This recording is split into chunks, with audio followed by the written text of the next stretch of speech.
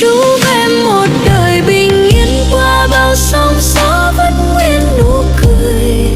Chúc em nồng nàn như hoa đi qua năm tháng vẫn đẹp kiêu sa.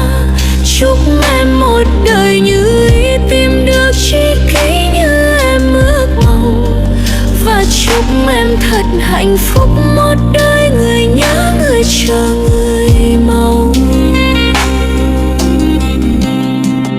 Chúc em một đời bình yên qua bao sóng gió vẫn nguyên nụ cười.